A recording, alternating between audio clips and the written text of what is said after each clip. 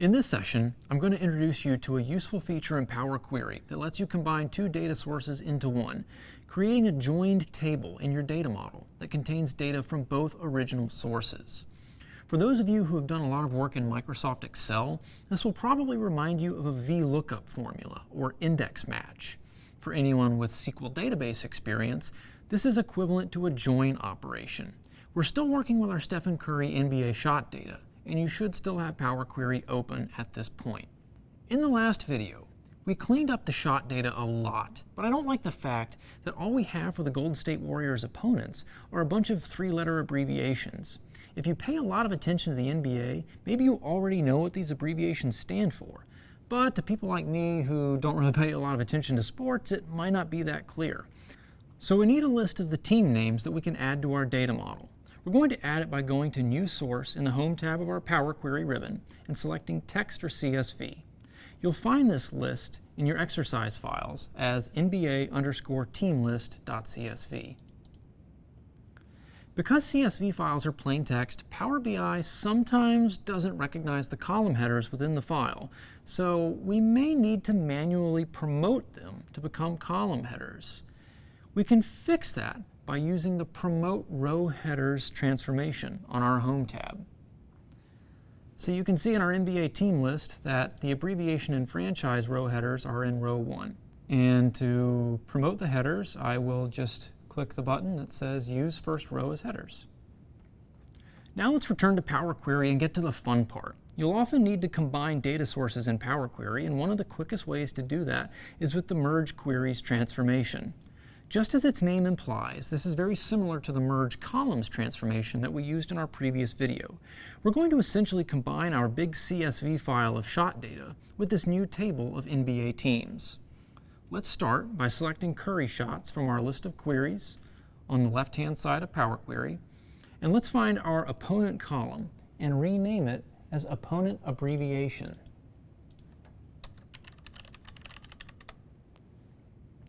Then, let's go to the Home tab and click the Merge Queries button. A window will pop up which lets us specify what we want to merge and how. In this case, we only have two tables to choose from.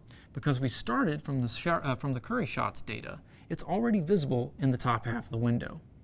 Directly below it is a drop-down list where we can choose our other data set, the NBA team list. And now we can see the two data sets on top of each other. Now, in order to merge two queries, we have to select a column that they have in common that can be used to match records between them. In this case, we want to click on our opponent abbreviation column in the Curry shots dataset, then click on the abbreviation column in our NBA team list dataset. Down below the second dataset, you can see we have a drop-down list where we can select the join kind. For people without much database experience, joined kinds or join types might be unfamiliar, but Power Query helps you by giving a short description of what each join type does.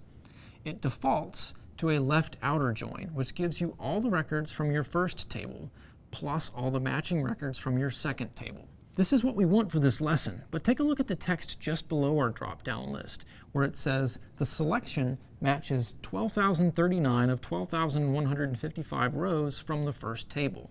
This tells us that Power Query was unable to find a matching abbreviation in our NBA team list for 116 records. It seems we may have stumbled upon some more dirty data we need to clean up. So let's click OK to merge our queries and start that process. We can see that there's a new merged query step in our recipe, but when we scroll right to look at the new column, it looks a little weird. Every row says table in yellow text. This is Power Query telling us that it has created a relationship between our queries, but we need to define what columns we want to pull in from the second table. There's a small button on the far right of our column header that looks a little like two diverging arrows. This is the Expand option. If we click on this, a small menu appears that gives us a list of the fields in our NBA team list query and lets us choose between expanding or aggregating those fields into our original table. Expanding means we'll actually bring in the original values. Aggregating will let us bring in a count of those values. We want the values themselves, So we'll stick with the expand option and deselect abbreviation from the list of fields because our original table already has an abbreviation. And we'll turn off this little option at the bottom that says use original column name as prefix. We're turning off this option because it will make our column names shorter. Finally, we'll click OK and watch what happens. As you can see, the original column that just said table has gone away and has been replaced by the full names from our NBA teams list. Again, this is very similar to a VLOOKUP formula in Excel or a join operator in SQL. It's actually better than a VLOOKUP in Excel because we can easily bring in multiple fields from the secondary table as part of this process. You can't do that with VLOOKUP. A little more cleanup is needed, so we'll rename our new franchise column as Opponent. And then we're going to reorder the columns in our data set by clicking and dragging Opponent until it's over here by the abbreviation column. Now, let's go back a step and remember that Power Query was able to match all but about 100 rows when we merged these two queries. Well, what happened to those remaining rows? Let's use Power Query to find out. In data modeling, we often need to perform data profiling, which is the process of examining our data and summarizing information about it. We do this in order to look for anomalies like invalid values, empty rows, and other things that might indicate dirty data. Power Query gives us a set of very useful tools for data profiling. So let's go to the View tab on our ribbon, then go to the Data Preview section and click to turn on Column Quality, Column Distribution, and Column Profile. After enabling these options, we should see a bunch of new visuals on our screen. At the top of our data preview, right below each column header, we should now see a little box that visually represents the distribution of values in each column. For instance, if we look at location, we'll notice that our values are limited to either home or away. And the chart below our column header has two bars representing those two distinct values, home or away. In contrast, if we look at the opponent column, you'll see a lot more variation as Golden State has played lots of opponents over the years in this data set.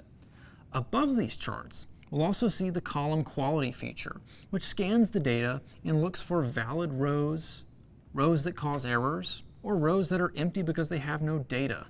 This tool can be great for getting a sense of what's going on with your data before you load it into your data model. The most noticeable thing about what we just activated, though, is the column profile feature, which takes up almost the entire bottom third of our screen now. With this feature, we can select a column here in Power Query, and the column profile will give us greater detail, including a bar chart that tells us which values appear most in our column. But this doesn't tell us yet what the issue was with matching our opponent abbreviations when we merged our queries. If we look at the very bottom of our screen, right below the column profile, we'll see a bit of text on the status bar that says column profiling based on top 1,000 rows. Our query dataset contains a lot of rows, but right now the column profiler is basing its analysis on a fraction of the overall dataset. If we click on this bit of text, we can see it's actually a button that exposes a list, and we can change this setting to column profiling based on entire dataset. Now, Power Query is going to scan the entire data set and not just the top 1,000 rows. And we get a much different, much more holistic picture of our data distribution and quality.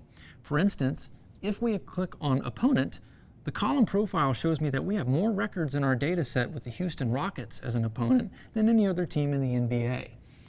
Since this is a data set of shots Steph Curry has taken over the past several years, we can reasonably infer from this column profile that Curry has attempted more shots against the Rockets than against any other team. Why could this be? Probably because the Golden State Warriors and the Houston Rockets have been among the best teams in the NBA for the past several years. And aside from playing regular season games against each other, they've also played a lot of playoff matches against each other in the postseason.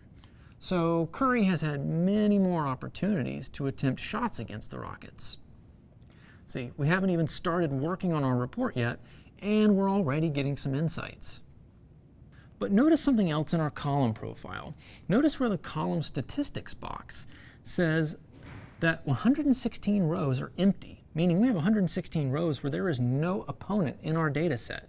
This is the result of our merge queries transformation earlier, when Power Query could find matches for all but 116 rows. Let's see if we can track down those empty rows and find out the source of the issue.